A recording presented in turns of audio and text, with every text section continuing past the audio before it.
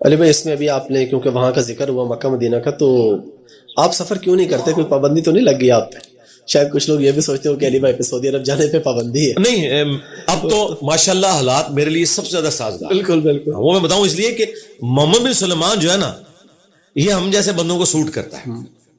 اس کی پالیسی سے آپ کو اختلاف ہو سکتا ہے، لیکن یہ یاد رکھیے گا، یہ جو مذہبی پرورٹڈ طبقہ ہے نا، اس سے زیادہ جو سیکولر لوگ ہیں نا، یہ دنیا کے لیے بینیفیشری ہیں.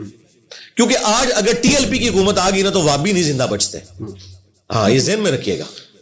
اور ادھر اگر وابیوں کی حکومت آ گئی نا تو نہ بریلوی زندہ بچیں گے، نہ بریلویوں کا کوئی مزار بچے گا.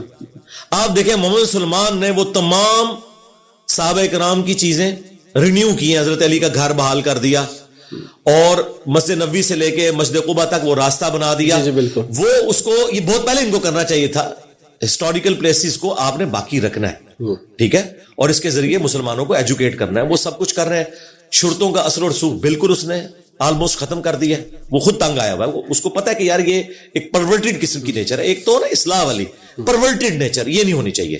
تو اس سے بہتر تو حالات کوئی نہیں ہے. میں اس لیے نہیں جاتا کہ میرے بھائی، میں نے 2002 میں عمرہ کیا، 2007 میں حج کیا، 2014 میں جب عمرہ کیا تو وہ میں نے اپنی بیوی کی خواہش پہ کیا تھا. میں نے حج کے بعد ارادہ کیا تھا کہ میں نے اس کام میں پیسے نہیں لگانے. میں ان پیسوں کو کسی غریب بچے کی تعلیم کا ذریعہ بنانے میں زیادہ اجر سمجھتا ہوں، کیونکہ پاکستان میں پاورٹی سرکل سے نکلنے کا واحد ذریعہ تعلیم ہے. ہم لوور مڈل کلاس سے اوپر آئے ہیں صرف تعلیم کی برکت سے. ادروائز ہم کسی لینڈ لارڈ کی اولاد تو نہیں تھے. تو اس لیے میری کوشش ہوتی ہے کہ میری جو جمع پونجی ہے نا، میں کسی غریب بچے یا بچی کی یونیورسٹی کا خرچہ اٹھاؤں. یہ 2014 میں میری وائف مجھے لے کے گئی تو میں اسے اس شرط پہ لے کے گیا کہ اس کے بعد میں نے نہیں حرم آنا، میں اس کو بہتر کام میں لگاؤں نا. میں نے تو ریشو پروپورشن دیکھنی ہے. حج ہم نے کر لیا، اور میں نے کعبے میں اس سے عہد لیا تھا کہ اب ہم نے واپس نہیں ادھر آنا. اب لوگ اسے کہیں گے فینیٹک ہونا. نہیں میرے بھائی، میں تو دیکھوں گا نا کہ مجھے نفع کہاں سے آتا ہے. ٹھیک ہے، تو نفع تو مجھے اس معاملے میں. نبی الاسلام نے بھی ایک ہی حج کیا نا زندگی میں، عمرے 4 کیا، ان میں سے بھی ایک قضاء والا تھا. ٹھیک ہے نا. جس کے پاس استطاعت ہے وہ ضرور کرے. ہماری جمع پونجی اتنی ہے کہ یا ہم عمرہ کر لیں یا کسی غریب کی مدد کر لیں، تو ہم وہی کریں گے جو اس وقت ضرورت ہے پاکستان کو، پاکستان کی غریب عوام کو. اس کے پیچھے کوئی اور ریزن نہیں ہے. مجھے کوئی مفت بھی لے جائے، سعودی حکومت بھی آفر کرے، تب بھی میں نہیں جاؤں گا. اب ضرورت نہیں. لیکن لوگ اس سے پھر یہ نکال لیتے ہیں کہ پھر حج کی ضرورت ہی نہیں، ہم ساری غریبوں کو نہیں، حج فرض تو آپ نے کرنا. نہیں، میں سمجھ گیا، لیکن میں پبلک کے لیے آپ سے کوشچن کر رہا ہوں کہ جو لوگ یہ کہتے ہیں فرض حج بھی نہیں کرتے کہ یار غریبوں کی مدد، جو کہتے ہیں نا فرض حج نہیں کرنا، وہ کافر ہیں. گمراہ نہیں، کافر ہیں. اسلام کی بنیاد 5 چیزوں پہ، بخاری مسلم میں ہے. کلمہ شہادت کے بعد نماز، زکوٰۃ، حج اور رمضان کے روزے. اور قرآن میں واضح ہے کہ جو استطاعت رکھتا ہے، سورہ آل عمران میں، وہ اللہ کے گھر کا حج کرے. اور اگر کوئی بے پرواہی کرتا ہے نا تو اللہ تعالیٰ غنی ہے سارے جہان والوں سے. یہ ذہن میں رکھیے گا. حج چھوڑنے والا جان بوجھ کے اور اس کی تحقیق کرنے والا تو دار اسلام سے ہی خارج ہے. یہ تو آؤٹ آف کوسچن ہے. لیکن مجھے بتائیں، یہ کون سا حج ہے، یہ کون سا عمرہ ہے کہ جاتے ہوئے بھی رشتہ داروں کو مل کے جاتے ہیں، انہیں تکلیف دیتے ہیں؟ یہ کہا ہے کہ آپ نے ہر دفعہ مل کے جانا ہے. وہ اس لیے مل کے جاتے ہیں جب ہم واپس آئیں ہمیں مبارکباد دینے آئے. یار تم لوگ عذاب الہی بنے ہوئے ہمارے لیے، اور نہ مبارک دیں الٹا وہ گلا کرتے ہیں. یار اللہ کے لیے گئے تھے، جاؤ یار جاؤ. ٹھیک ہے ٹھیک ہے. پورا سال سودی کام کرتے ہیں، دودھ میں ملاوٹ کرتے ہیں، اور 2 نمبر مال بیچتے ہیں، اور جا کے جی میں رمضان شریف میں اعتکاف بیٹھتا ہوں مسجد نبی میں. لعنت ہے تیرے اوپر. ٹھیک ہے، اگر رزق حلال نہیں تو نے کمایا. یہ میں میجورٹی کی بات کر رہا ہوں. یہ نہ سمجھیے گا چند ایک لوگ، میجورٹی حرام خور ہے. اور یہ میں آپ کو بتاؤں، یہ جتنے اوپر لیول پہ ہیں سب نے چھکے مارے ہوئے ہیں. ہاں، کہیں نہ کہیں چھکا ضرور مارا ہے تو تب اوپر پہنچے ہیں، اللہ ماشاء اللہ. ہاں، یہ ذہن میں رکھیے گا. اور اس کے بعد وہ مومن ہو جاتے ہیں.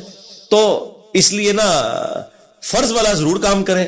یہ عمرے اور حج ضرورت سے زیادہ دوسرے غریب لوگوں کے دلوں پہ یہ چھریاں چلاتے ہیں جب ان کو ملتے ہیں جا کے، اور پھر ایکسپیکٹ کرتے ہیں کہ وہ لوگ مٹھائیاں ان کے لیے لے کے آئیں، کوئی نہ کوئی تحفہ لے کے. آپ ان کو نوٹ کریں، کوئی گمراہی میں نہیں جاتا.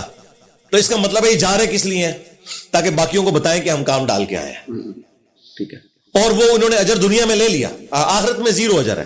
وہ مسلم کی حدیث ہے، قیامت والے دن ایک سخی کو، ایک شہید کو بلایا، اور ایک عالم کو بلایا جائے گا. اللہ تعالیٰ اسے نعمتیں گنوائے گا. شہید کہے گا یا اللہ جان دے دی اور کیا کرتا. فرمایا اس لیے دی کہ تاکہ لوگ تجھے بہادر کہیں اور تیری بڑی تعریف ہوئی ہے. لوگوں نے کہہ دیا اوندھا منہ کر کے تجھے جہنم میں پھینکوں گا, اور پھینک دے گا اللہ تعالیٰ. اور سخی کہے گا یا اللہ کوئی جگہ نہیں تھی جہاں تو نے حکم دیا اور میں نے خرچ نہ کیا. اللہ تعالیٰ فرمائے گا اس لیے کہ لوگ تجھے سخی کہیں, اور تجھے دنیا میں سخی کہا گیا, تجھے اجر مل چکا. اور عالم, جو یہ کہتے ہیں عالم عالم اور ڈگریاں, تو وہ اللہ تعالیٰ فرمائے اس لیے کہ تاکہ آج کے دور میں اشتہار میں تیرے نام کے ساتھ دمیں لگیں.